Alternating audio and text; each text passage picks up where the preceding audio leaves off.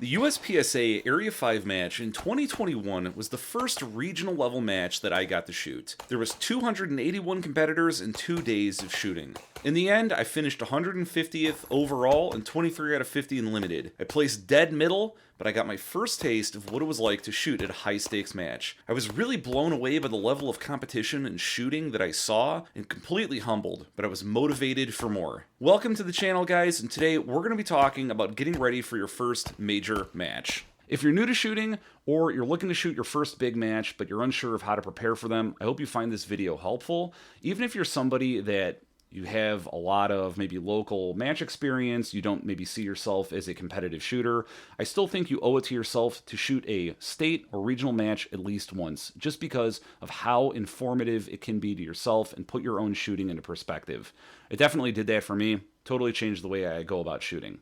So we're going to cover what a major match is, the structure, rules, etiquette, and the unique challenges that major matches pose. Now, I have a special guest on the show today, Rob Epifania, where he's going to give you some mental preparedness tips to get your most out of shooting your first major match. Even if you're an experienced competitor, I would definitely stick around for the interview. I'm going to put all of the interview at the end of the video for you to watch and enjoy. Feel free to also check out the links that I have at the bottom to some of his training to really help your game. If you're unsure of what a major match is, that's a match that you compete for a title, whether it be a single or multi-day event, usually at the state or region level. Now, USPSA has several different levels to their matches. It's level 1, 2, 3, and nationals.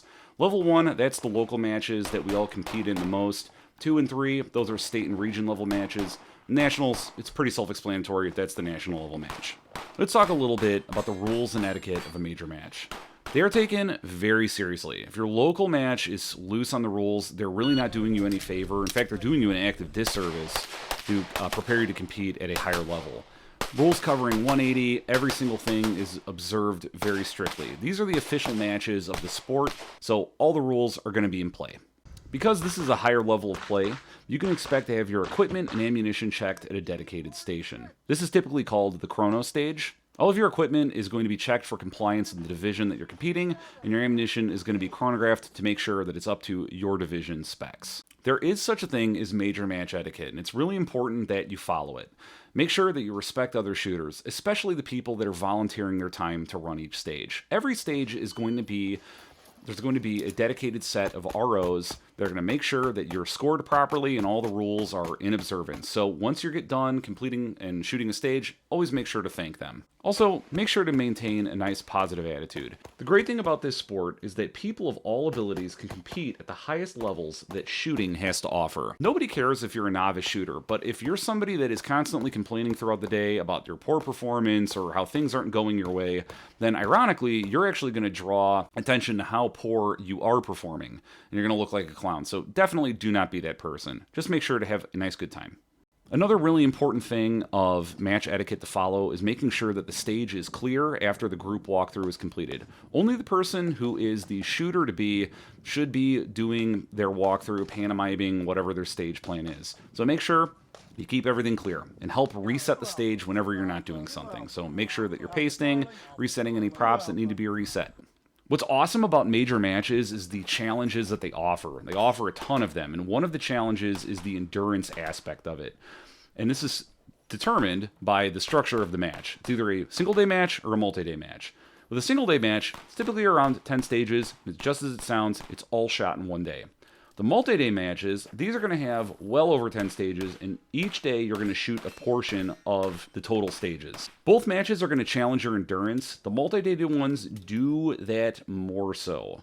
So maintaining yourself with just food and drink is equally as important as sustaining a positive attitude, the ability to pace yourself, and just carry on with shooting for extended periods of time over the course of a few days. Another aspect that is very challenging of major matches is the stages themselves. They have more stages, which means there is a wider range of stage designs that will challenge a greater set of skills.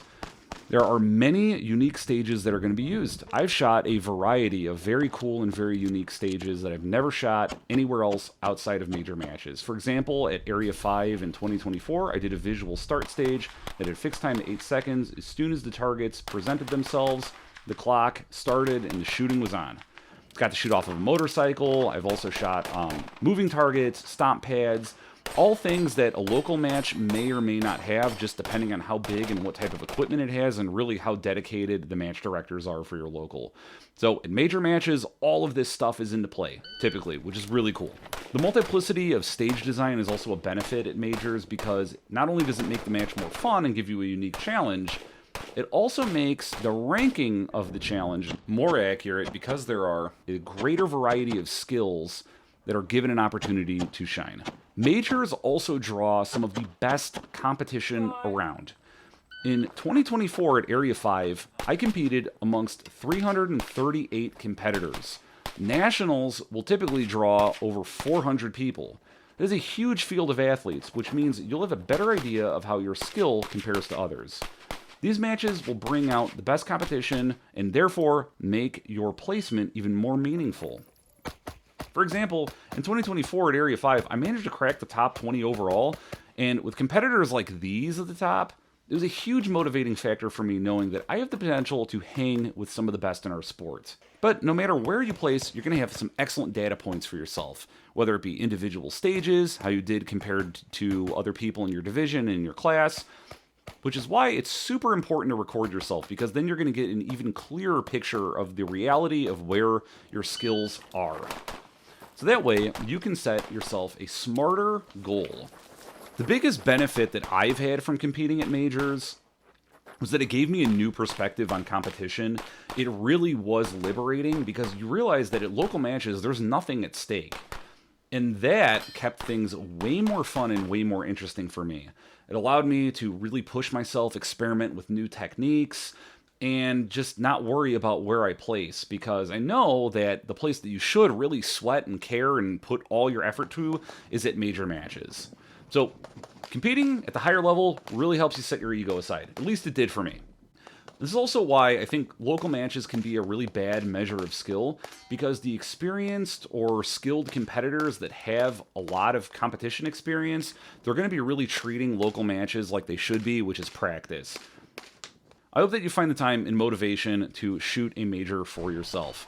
Thanks for listening, and I really hope you enjoyed this segment. Now, I'm going to show you guys the interview that I had with Rob Epifania, where again, he's going to give you some really good tips on how to push yourself and how to get the most out of your match experience. Even if you're somebody that has a lot of shooting experience, I would definitely stick around and check this interview out. If you check the links below, I also gave you guys some of his training links that he shared with me. Thanks everybody for watching, and if you have a major match experience or any questions that you have, please feel free to let me know in the comment section. I'd be more than happy to help you out. Thanks, Rob, and welcome today to Shooting Complex. It was good to meet you at Area 5. And for the audience that doesn't know you, would you like to introduce yourself? Sure. So my name is Rob Epifania. So I'm the owner of Systematic Performance Concepts. Started that in 2018. From a shooting perspective, I always played high level sports into high school, into college, basketball, volleyball, whatnot. 2010 got into a motorcycle accident that was really bad, and a lot of bad shit happened there. I still cannot lift my right foot. I have drop foot from nerve damage. So through that recovery process, sports was done. I couldn't play sports at a high level anymore. So 2011, I found a company that did defensive training, modern defensive training systems. They did like defensive training, rifle, shotgun, pistol, all that stuff. So that became the next obsession, so to speak. I was in the defensive world for a while. I got my instructor certification in 2012. Helped out Chris Fry with MDTS for 6 years, started my company and started competing in 2018. And here we are, hit GM Grandmaster in 2021. And yeah, bounced around a couple divisions since. So it's been fun. There you go. Awesome. Well, thank you so much. So today I want to focus on major matches and the new shooter Sure. experience and what it is like. So you primarily compete in USPSA, correct? Yes. Yep. Yeah, same. Same for me. So when was your first major match? Area 7, 2019. Really? Okay. For me, Yep. it was the Michigan sectional, and this was, I believe it was 2020. Cool. And it, for me, the first time that I competed, and I don't know if this was the same way with you, but I was like, I got super nervous. And Yeah. I was like, oh man, I think I was still a C class limited shooter. And I Yep. remember the first time I got on a stage, I was like, legitimately, I was like, oh, that's it, man. This is a real match. It's all on the line here. So we gotta perform. Um, and I don't know, was it similar for you? So let me think about this. This is going back a ways. So I think I trained with a bunch of people. So one of the things I always did, even before competing, was that I would always take a class or two every year Hmm. from different types of instructors. So that year, the year before, 2018, I had trained with Robert Vogel. Um, yeah, I trained with Robert Vogel July of 2018. So I started to get some familiarity with, just the processes that needed to happen. April 2019, I trained with Ben Steger, and I jumped into PSGG at that point. Yep. Yeah, that I'm trying to remember if it was 2019. Okay. And so at that point, I had some semblance of like what needed to happen. Uh, but it doesn't, with that said, you still feel it. Oh, interesting story about that. I remember I hadn't drank caffeine, right? Like I wasn't a caffeine drinker. I drink Sure. like iced tea a little bit here and there. Yeah. So I was feeling tired towards the end of that match.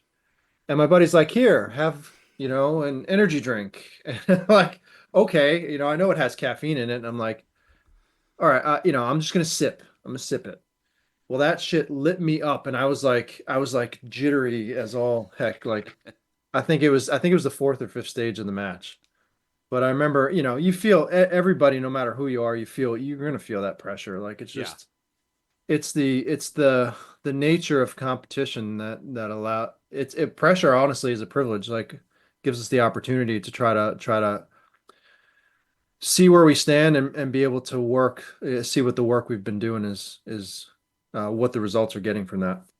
Yeah, and I think that that is the one valuable thing that major matches offer to, like, I mean, anybody, even new shooters to experienced shooters, is that Yep. it brings out more heat. Um, Mhm. like, especially area five, any of the regional area matches are always going to bring out more heat, and it really helps you figure out kind of where you are in the larger scheme of things.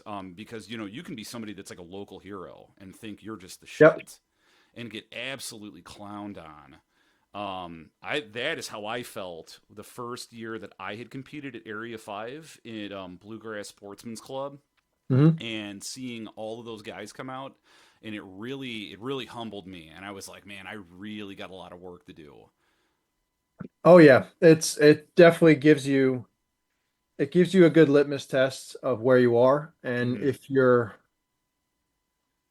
being curious about how to grow and how to you could take the results and compare and contrast and see where you have to go to get to the next level. Also, the thing you find with a lot of major matches is the level of difficulty is a bit more challenging than your typical local match. Absolutely. You Yeah, know, I there's mean, some that put on very good ones, don't get me wrong. But like I know um local matches are a lot of times they're catered to a certain type of shooter, and that doesn't make it bad, but it makes it a bit easy for certain people trying to grow. yeah. Oh, absolutely, 100%.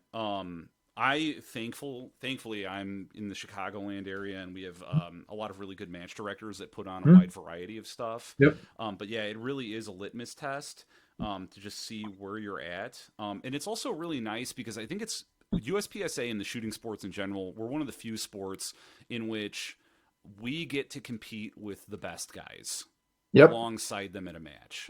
And I can't think of very many sports that allow you to do that. And the best guys are also accessible. Yeah.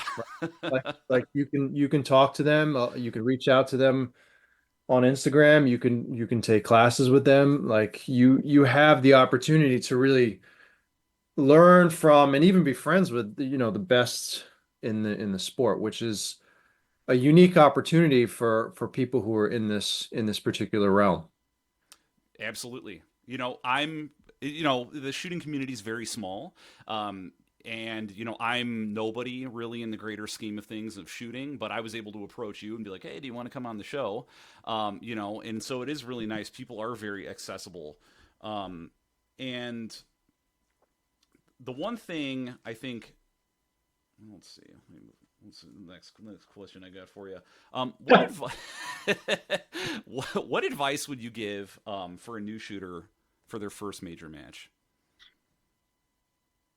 So for a first major match, what I would probably recommend somebody do who's new, I would advise them to get there a day earlier than they think they might need to, like the day before in the morning or Mm, so that they have plenty of time to get all the logistics sorted out.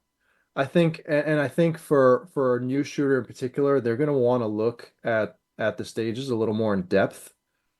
So for me, at this point, I actually prefer a little bit less time at the range, just because at this point, I know if I can make a stage plan quickly, I don't need to look at a stage to try to sort out every little nuance. But in the beginning, there's a lot of things that could potentially overwhelm them. mm, So giving themselves enough time to really feel prepared. Something that might help also is if you have a stage plan that you like to record it. So record it first person so that you kind of have an idea. Understand that you're probably not going to sleep well the night before. yeah, that's right. So don't expect, according to like Garmin tracks your sleep, like your Garmin's pretty much going to tell you that you should be dead. So you're gonna want to understand you're probably not going to sleep well. Like some things that help me like the night before is like I put my phone somewhere where I can't see the time, so Mm, that I just try to focus on just sleeping as best I can. But really that preparation before is going to be the big thing. Like even if you went, so let's say you had a match on a Sunday, if you drove or flew or did all your travel on Friday, this way you have Friday night to get a good night's sleep, come in Saturday, take a look at everything, spend the amount of time that you feel you need until you feel generally well prepared. Um, Relax typically the rest of Saturday, eat a nice dinner. Don't like overstuff yourself, but have a good dinner. Be ready for the a long day. It is a long day too. Um, yeah, it's an endurance. It's a yes. total endurance match. I mean, I don't think I was ready for that on my first. Mhm. The Michigan sectional, I think, was the first one I shot. Was I think it was only a day, but like Area 5 is multiple days, Nationals is multiple days. Yep. And that was different for me because it really does test a totally different set of skills of your ability to mentally just be able to Mhm. carry on even if you're after you bomb a stage. Sure. Which actually that would lead me to good practice in general for anybody listening. Like start learning how to become an expert in what gets your best performance and how and why. So like after a stage comes something I do every stage. I try to write down what went well and why I think it went well. Mm, And what that's going to do, it's going to do a couple things. When you start to become an expert in what gets your best performance, you know what that is, you have confidence in what that is, and it allows you under pressure to bring more of it, right? hmm. That'll like the likelihood of it happening is more, right? If you start talking about all the bad shit that happened in a stage or this or dumpster fire, whatever, like you're more likely to have it happen the next stage, and then you also 100%. when you portray that around to other people, you can affect other people negatively too. That doesn't mean you ignore things that happen or in terms of issues, things that you need to Sure. correct, address, right? You can so for instance, let's say you weren't going 1 for 1 on steel, right? And Which I think we all struggle with that. right, and Yeah. where there have been things that help that, but instead of saying that sucked, I didn't, I suck at steel, whatever, tell yourself what you need to do. I need to put the dot in the center of the target, right? And press the trigger cleanly or whatever it might be. Put it in a sense of a positive action that's going to get you thinking about what you need to do to get the result you want, not the Sure. other way around. After the match, like if you want to be a little more neutral in your reflection, that's totally fine. I have to get better at shooting steel, so I'm going to do X, Y, Z to make sure it happens. That kind of that kind of stuff. I'm okay with that. Uh, but always be trying to don't beat yourself up because that's generally not going to help you in any way. No, Um, it'll absolutely make you worse. and understand that how you think, if you're thinking that way, everybody's going to have some struggles. Everybody's Sure. going to have some struggles. So Eric Raffel, best pistol shooter in the world, arguably, right? Um, he says 1 out of 10 stages goes exactly how he wants. Absolutely. I think that like with our training, we train to just make the least amount of mistakes. So Like every situation, like nothing, like I don't think no stage is ever going to go at 100% as we plan. And I think that just like when our dry fire prepares us for that durability once the yep. buzzer goes off. I think so I call that disruption, by the way. If you imagine like if you imagine your stage run Hmm. as a peaceful body of water, like a lake, right? Nice mountains in the background, create your own like scene, right? Disruption is you taking a rock and throwing it into the water. Okay, the two things that happen. One, we get the splash, right? That's the event. That's whatever happened. Sure. Two is after the rock goes in, there's a ripple. And your mind is what makes that rock a pebble or a boulder. If you allow it to be a pebble, kind of isolates at the incident, you get back on task and you do your thing, right? Hmm. And you minimize any sort of results-based issues, results-based errors. Okay. If you let it snowball and ripple, it's going to carry into the rest of the stage. And that's when you have that dumpster fire. Oh yeah, one hundred Right. percent. So the game is largely about not so much about minimizing mistakes, but finding out the process that allows you to get your greatest potential of skill that you've currently trained for, and just be able to take anything that disrupts you, extinguish it quickly, and get back to doing what you were doing. Sure, and I think to add to that advice that I would give to new shooters in general, not just for major matches, is just a lot of like positive self talk. Yes. Before a stage starts, like if you're writing down those things that you're really strong at, just and I think it takes a while because I can fall into a pretty bad hole. Especially when I first began shooting, but reminding yourself that it is an endurance match, it is a journey. There are things that you're good at, and also just like having fun. Because I think major matches can be a really easy way to burn out of the sport. Sure. And so part of writing down what's going well and why, not just, hey, my transitions were awesome. No, my Hmm. transitions were awesome because I did Sure. whatever. My I was picking small spots on the target. I was moving immediately and entering precisely or whatever have you. What you're going to find is that there are common threads. Every time you write down a stage that went well, you're going to notice there's like, hey, this went well and I did this. This went well and I did that. You're going to see the same thing pop Hmm. up over and over again. So that's going to build that positive self-talk of hey, when I do this, I get more of the best of myself. And that's now when you say it, you're not just positive self-talking like to fluff yourself up or bullshit yourself. You're actually basing it off of a library of evidence that you're collecting by writing all the good things down, right? And that's going to Definitely. help deliver much a more consistent performance in accordance with your skill. Um, if you've taken Steve Anderson's mental management, like when you talk about Lanny Basham's system of mental management, it's you have the conscious mind, you have the subconscious skills, your performance is over here, and then you have one part in between it that's the filter, and that's the self-image. So if your self-image is strong, you've been feeding it the right things, and you understand what gets your best performance and why, Hmm. and you start to build evidence that, hey, I'm becoming this type of person that I want to be, that's going to bring your self-image up and allow more of that performance. if you're telling yourself I suck, this sucked, I'm terrible, I always fuck up Hmm. when the buzzer goes off, I forget everything. You're pulling yourself down, and the more you pull yourself down, the less you have access to the skills that you've built.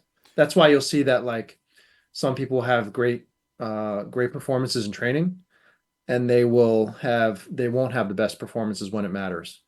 And that's that self-image growth. Hmm. That's a big part of that component. And there was something else I want to say. I just forget what it was. Was it dry fire journaling? Because that, to me, that like keeping a journal, and that is where I notice the most growth. Um, is just actually recording yourself during dry fire and picking out your strengths and weaknesses and just actually having an objective before you Mhm. go into the dry fire, so you're not wasting your time. Yep, I would. Journaling is definitely an important thing. So like even today, something I do is I just have a notes app on my phone. Hmm. Like, so I'll just take some pictures and I'll take some notes on what happened and what I liked about the session. And it's created a lot of good positive habits. And just, hey, every time you solve an issue, you have success and you shortcut the learning for next time. Hmm. So you start to have the same issue, you're like, huh, well, I wrote it down. There's something especially important about writing things down if you can, because it makes a better mental connection with what you're doing, and it allows you to be able to call upon that information faster. It Sure. starts to put things into the subconscious quicker. Sure. Well, it's just like what you said. You're building that library of evidence. You're building that Yeah, library of reflection. So this is, I'm actually curious to get your opinion on this for major match preparation. So sure. I was in the gym the other day, with there was two people that I lift with.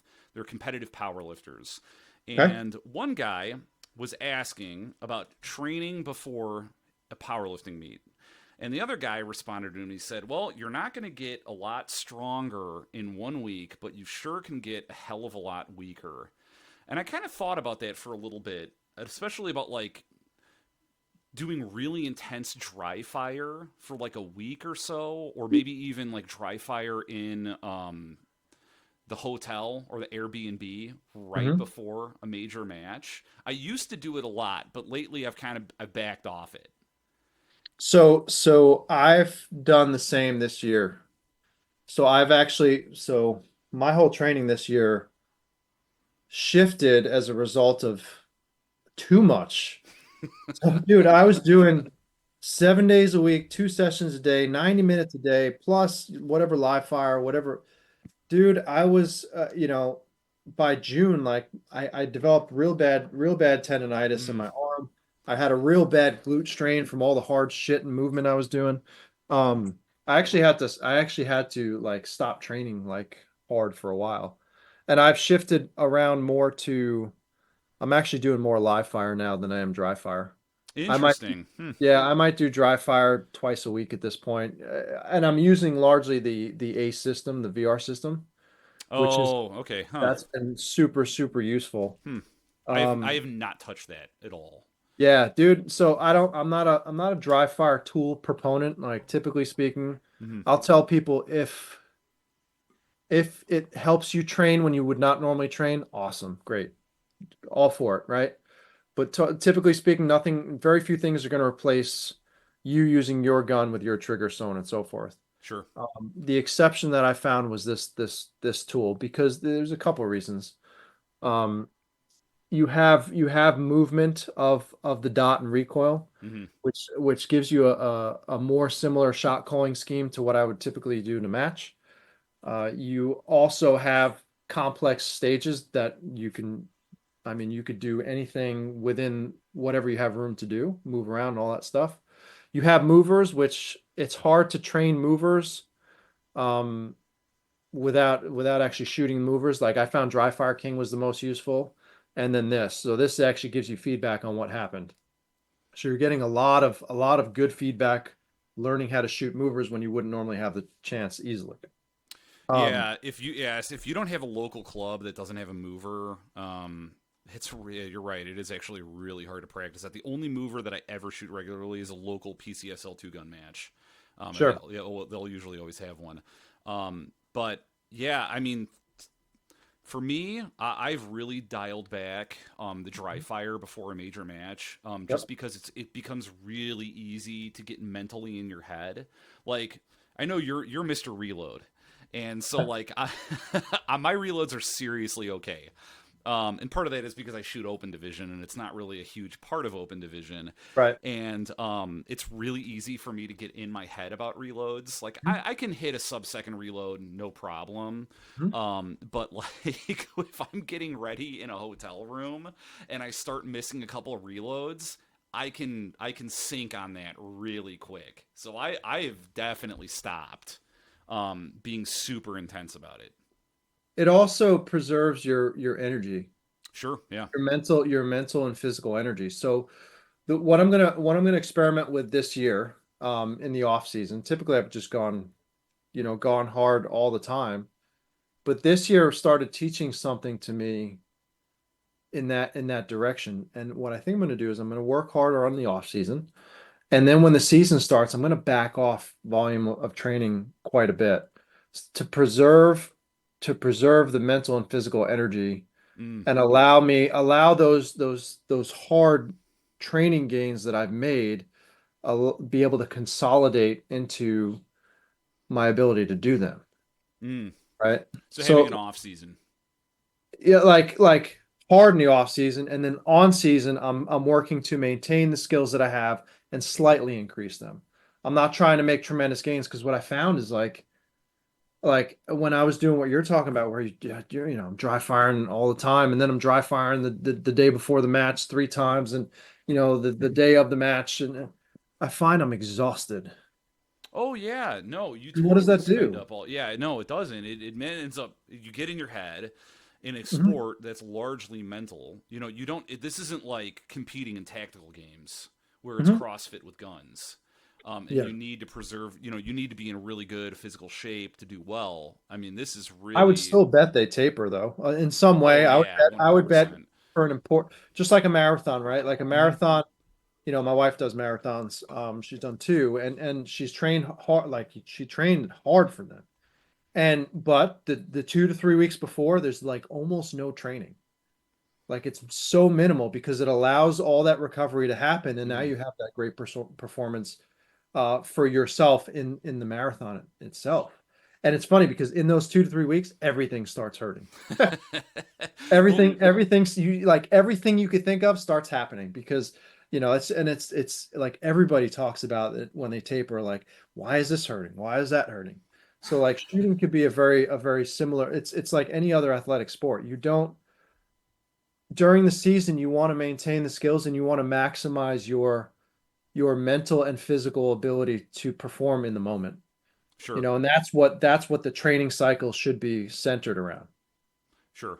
Yeah. Well, absolutely. Darn, I forgot what I was going to say now. But yeah, no, in the powerlifting world, it's like really similar. Like Yeah. before a meet, like I only do one powerlifting meet a year. It's a veterans charity that my gym puts on.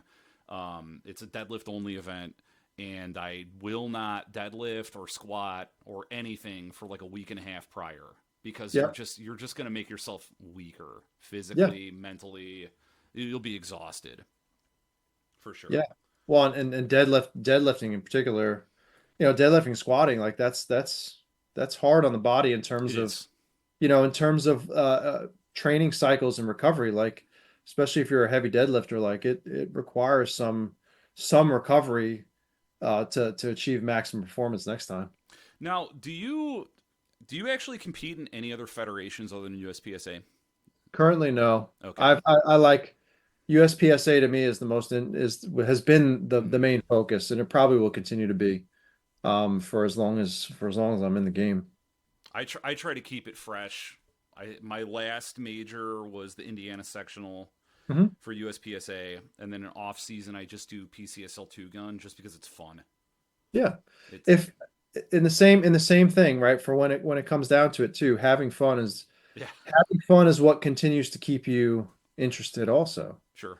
So in the off season, if it allows you to continue to, socialize, have fun, and shoot some matches, like there's no reason not to do it. Like some people will switch divisions, some Mhm. people play around different guns. Like it depends. It you have to think about what's gonna keep you interested in the long term. Sure. I You also know, just think being like a multi-discipline shooter just makes you better. sure. Like the handgun skills that I've learned Mhm. um, go very, very well in a rifle. Yeah. In shooting two gun, it's an interesting mental challenge because it's like you shoot the stage one way, and then now you got to do it again, but backwards with your other weapon. And that's been really interesting to me because I struggle sometimes with execution, especially with like you want to be aggressive, you want to be vision focused, you want to make sure your eyes are always engaged with Mhm. something, and having to memorize a stage plan one way and then backwards has been really beneficial for me. Um, 100%. Along with I mean even for someone like you, like you can consider doing a lot of randomized training too, because mm, that's going to start to build that ability to execute. Like at this point now, a lot of my training is some form of randomized training. what tool do you use for that? I mean, what do you mean by tool? Like, do you have a randomizer or No, like? just pick an order, pick a sequence, right? Visualize the sequence, do a make ready and go. Okay, And then as long as if everything is correct, like you've executed correctly, hmm change the sequence. And I don't mean execute it well necessarily. The idea upon randomization training is that whatever the results are is the results. Like you have to kind of suck that up or be happy about it, depending on what it is. The goal is sure. I can work on skills independent of the randomization sequence. So if I'm working a transition array, you hmm put 5 targets up of different types. I'm going to shoot whatever it is. I'm going to visualize it and then I'm going to do it. And if there was a mental mistake, it's one thing. Like if I went to the wrong target, like Sure. I would do that's fine. But if there's a shooting mistake, you kind of have to accept that as is. Oh, 100%. The Yeah. reason I ask if you had a tool is Hmm? just because when I used to play Counter Strike, there was a website that was called the Strat Randomizer, Oh, and you really? hit it, and it would tell you randomly what to do on whatever map you were playing. Huh. So I didn't know if there was like a dry fire tool out there, or like maybe you just use like a die. You had like an array like 1, 2, 3, 4, 5, 6, and just okay, this is what I'm going to do first, second, third. Um, Pick a different one every time. Like, just come up quite honestly, coming up with it on is a it's an opportunity to grow the ability to be creative and resourceful with the sure. information what you have. So you can take like today I was training with a little port, like a little lipstick target with the A zone cut out, and I was just picking difference, like whatever. Hey, I'm gonna do this sequence now, and I'm just executing on it. The skill thing is working in and around the port, trying to shoot, immediately and just being comfortable with recoil control, how it's a little bit different in the port, but getting used to what it is. But that you can still do it a bunch of different ways. I mean, if you have 5 targets, you have 120 different ways you can run that Sure. scenario. So we got about 5 minutes left. That was Um, quick. Zoom is like you only got 10 minutes because you didn't pay to upgrade. Oh man, Um, I wish I would have known because mine we could have done it on mine and I could have oh, because I have the pro. oh, that's okay. Not a big deal. I'm getting hungry. But so thank you again for your time. Now, before we close this out, is there any last thing that you would like to say about major match preparation, advice for new shooters, an experience you'd like to share? Anything? The thing that I would say is for anybody who knows me or if you don't know me at Rob Epifania on Instagram, follow me, reach out to me if you're shooting a major match, um, especially one that I'm going to be attending, and I'll try to help you through the process. If I could spend some time with you and answer some questions, maybe give you some ideas, I'd be happy to chat with you guys and help you. You will not be bothering me. I'm happy to hear from everybody. I really it would be very helpful to have. I always liked when I can approach somebody and they would be super helpful. My first nationals, Travis Tomasi was like he spent a lot of time with me. I didn't know who he was, but he was nice enough to spend a ton of time with me. So I would like to be able to pay that forward to help other people as well. Oh, that's really nice. And I would also say the same for me. If you see my name anywhere on practice score for anybody listening in the audience, feel free to bother me as much as you'd like. Yep, Cool. 100%. Thank you so much, Rob. I really appreciate your time, and you enjoy the rest of your night. Alex, it was a great time. Thanks for the opportunity, man. Yeah, absolutely.